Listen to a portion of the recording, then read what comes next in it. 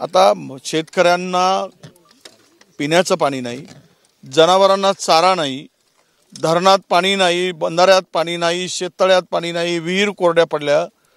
झाडं वाचवण्यासाठी शेतकरी जीवाचं रान केलंय, पण झाड सुद्धा वाचवू शकत नाही। माणसाप्रमाणे झाडावर प्रेम करतो शेतकरी, कारण त्याचं जगण्याचा हा मोठा आधार असतो। आता शेतकऱ्यांनी करायचं काय? कर्जाचा डोंगर वाढलाय, 7-12 वरचं कर्ज वाढत चाललाय। अशा याच्यामध्ये मराठवाड्यातील शेतकऱ्यांना आता या सगळ्या संकटातून सावरताना प्रचंड त्रास सहन करावा लागतोय। मी आता कुठल्या भाषेत सांगू की ह्या सगळ्या दुष्काळावर मात करण्यासाठी जलयुक्त शिवार आणलं, ते काय झालं ते सगळ्यांना माहीत आहे।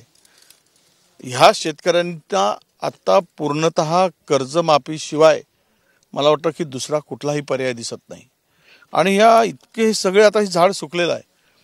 गेली या बागेमध्ये एक झाड वाचवण्यासाठी शेतकरी त्याला फार जपतो, आणि हे 4-5 वर्षापूर्वीचं झाड आता सुकून गेलंय। हे झाड आता उपयोगाचं राहिलं नाही। आणि अशामध्ये या सर्व शेतकऱ्यांच्या पाठीमागे सरकार म्हणून खंबीरपणे उभं राहणं ही सरकारची, राज्यकर्त्यांची जबाबदारी आहे। ती जबाबदारी पार पाडण्यासाठी सगळ्या मंत्रिमंडळाने मराठवाड्यामध्ये यावं, संभाजीनगरमध्ये किंवा जालना जिल्ह्यामध्ये ही परिस्थिती पाहावी, आणि सगळ्या योजना तुम्ही बंद करा, रोड बीड सगळे कामं बंद करा। पहिल्यांदा आता शेतकऱ्याच्या पाठीमागे उभं राहा, शेतकऱ्याला कर्जमुक्त करा, नवीन पीक कर्ज द्या, आणि ह्याची नुकसान भरपाई द्या। हे सगळी बाग, कारण यांना 10 वर्षापासून विमा काढून सुद्धा या शेतकऱ्याला विमा मिळाला नसल्याची खंतही या शेतकऱ्यांनी इथे मांडली। आता भविष्यात आम्ही कसं जगायचं हा प्रश्न त्यांच्या पुढे आहे।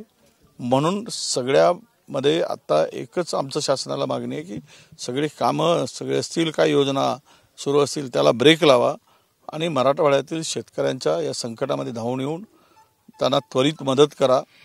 जे आम्ही सकाळी मानलंय की पूर्ण कर्जमुक्ती करा, त्यांना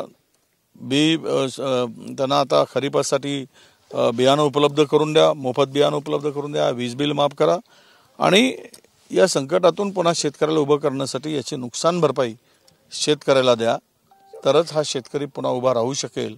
अन्यथा शेतकऱ्याला आता जगणं मराठवाड्यातील फार कठीण झालेलं आहे। त्यांची सगळी व्यथा पाहिल्यानंतर त्यांना कसं या परिस्थितीतून सावरावं हा मोठा प्रश्नचिन्ह आमच्यासारख्या राज्यकर्त्यांना पडतो आहे। ही परिस्थिती कधीही आली नव्हती, पण गेल्या 5-7 वर्षामध्ये हा शेतकरी पूर्ण खचत चालला आहे। आणि माझ्याकडे मी सांगू शकत नाही की मराठवाड्यामध्ये गेल्या 2 वर्षाचा आकडा काढला आहे तर 2772 शेतकरी आपली आत्महत्या करून आपलं जीवन संपवलेलं आहे।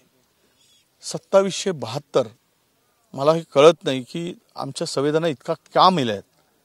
ज्या अन्नदात्याच्या भरोश्यावर आम्ही जगतो त्यांच्याप्रती आमच्या संवेदना शून्य का झाल्यात हाच खरा प्रश्न इथे आल्यानंतर कळतोय।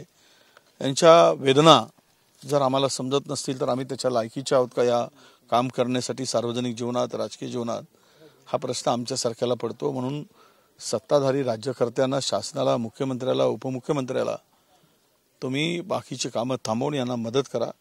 हे सगळं बघताना एवढीच मागणी आमची विरोधक म्हणून शासनाकडे असणार आहे। सगळी माहिती आम्ही ठेवू, सभागृहातही मांडू, अधिकाऱ्यांच्याकडे मांडू, सरकारकडे मांडू, पण सरकारने मात्र तातडीनं उपाययोजना करावी अशी मात्र आमचा तगादा सरकारकडे असणार आहे। आचारसंहिता शिथिल करण्याचं काही हालचाली चालू आहेत? अरे काय, आता 25,000 कोटीचे टेंडर आचारसंहिता शिथिल करून विशेष परवानगी घेऊन निवडणूक आयोगांची टेंडर काढले। 25,000 कोटीचे टेंडर तुम्ही काढू शकता विशेष परवानगी घेऊन, तर तुम्हाला आचारसंहितेमध्ये शेतकऱ्याच्या पाठीमागे उभं राहण्यासाठी का तुम्ही परवानगी मागितली नाही? कोण तुम्हाला अडवलं होतं? का तुम्ही बागुलभाव सांगत होता त्या आचारसंहितेचा? म्हणजे तुमची नियत साफ आहे का हा खरा प्रश्न पडतो शेतकऱ्याप्रती। तुमची नियत साफ असती तर टेंडरची परवानगी मागण्यापेक्षा तुम्ही शेतकऱ्यांना मदतीची परवानगी मागितली असती तर सहज निवडणूक आयुक्त दिला असता, आणि विरोधकांनाही कुठे काही बोलण्याची गरज पडली नसती, आणि आम्ही सुद्धा त्यावर काही आर्ग्युमेंट करू शकलो नसतो। कारण ती मदत शेतकऱ्याला मिळते आहे, पण ती साफ नियत पाहिजेत, भावना शुद्ध पाहिजेत, ती काही राज्यकर्त्यांची, सत्ताधाऱ्यांची दिसली नाही.